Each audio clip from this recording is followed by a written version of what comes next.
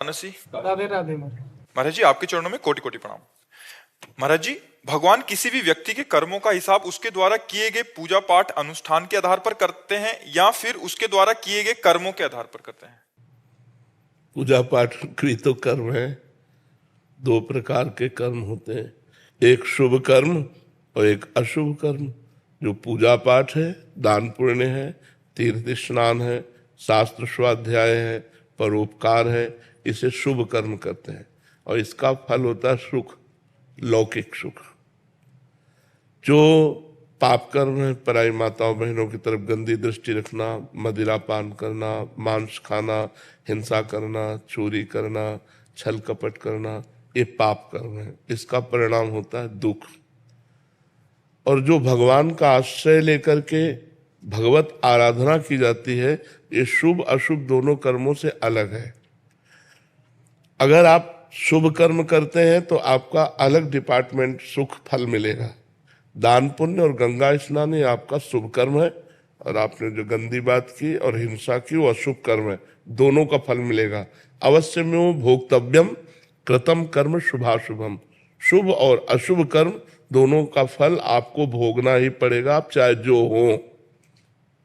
हाँ, जब हम भगवान की शरण में होते हैं। सर्वधर्मान परित्यज्य मामेकम शरणम व्रज अहम त्वाम सर्व पापेभ्यो मोक्षयिष्यामि मा शुचा। मैं तुम्हें समस्त कर्मों से मुक्त कर दूंगा।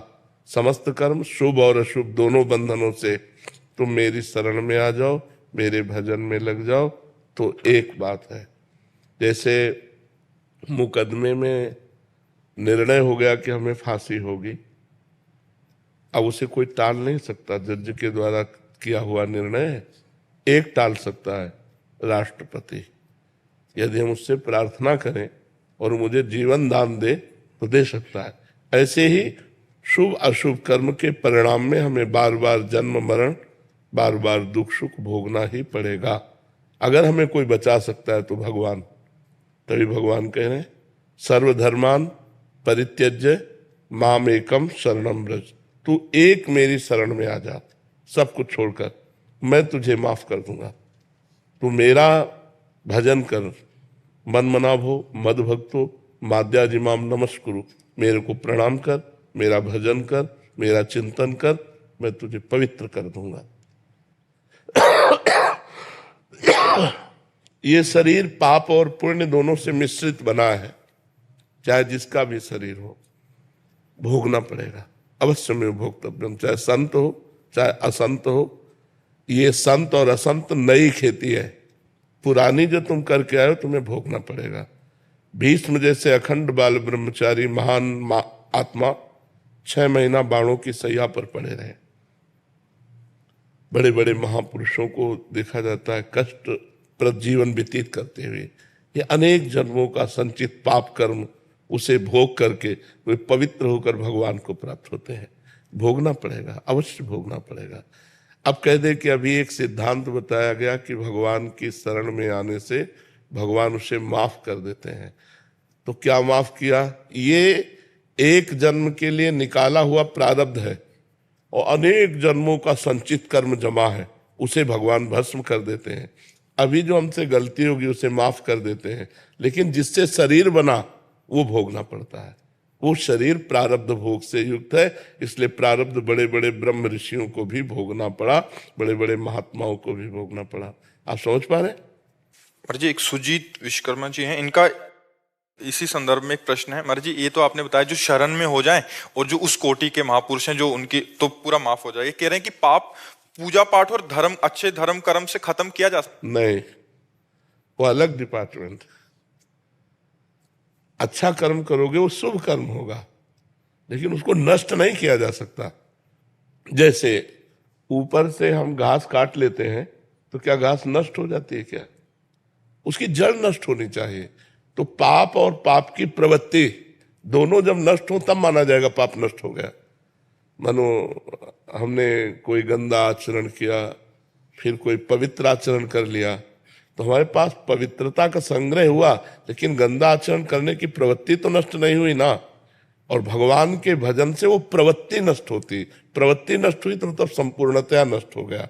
अगर वो ऊपर से थोड़ा सा पाप हमारे दान पुण्य से मान लेते हैं कि थोड़ा कम होता है, तो नीचे बहुत खाद है और वो इतना उर्वरक भूमि है, कर्म भूमि, कि हम पाप करते ही रहते हैं। तो क्या फायदा हुआ, हमारे पुण्य का फायदा क्या हुआ?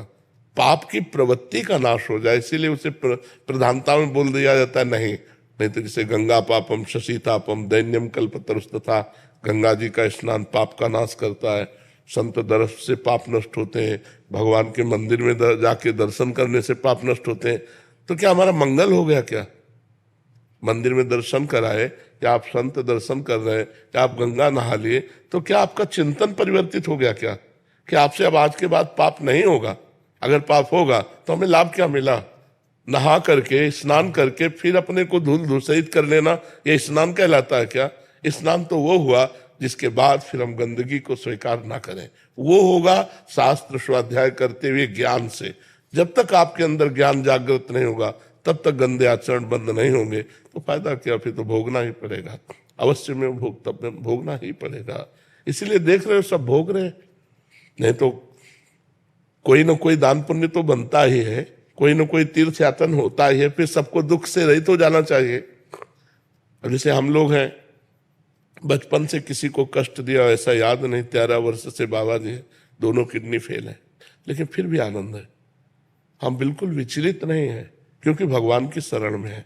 ये है, हमारे पाप कर्म ने हमको गिरा दिया, लेकिन हमारे भजन ने, हमारे भगवत आश्रय ने इस गिरी हुई स्थिति में भी हमको आनंद प्रदान कर रहा है।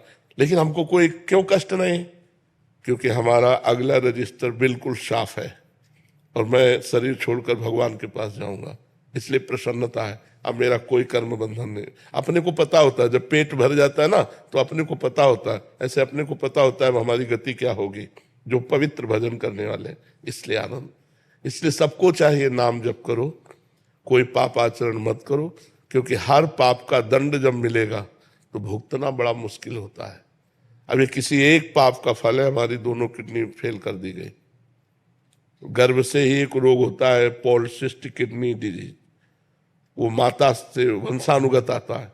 तो माता के गर्भ में माता को था, वही हमारे शरीर में आ गया। तो वो कर्म, ऐसी माता मिली, ऐसा रोग मिला, ऐसा भोग मिला। और एक महान कर्म कि ब्राह्मण के घर जन्म मिला, बचपन से तपस्या और भजन मार्ग मिला, अंतिम में भगवान के धाम नाम का चिंतन करते हुए शरीर भगवान के नाम में छूट जाएगा, परम मंगल हो जाएगा। तो भोगना तो पड़ेगा भाई। इसीलिए कहा जाता है बहुत होश में कर्म करो, नहीं तो तुम्हें कर्म नहीं बख्शेगा, भगवान तो बख्श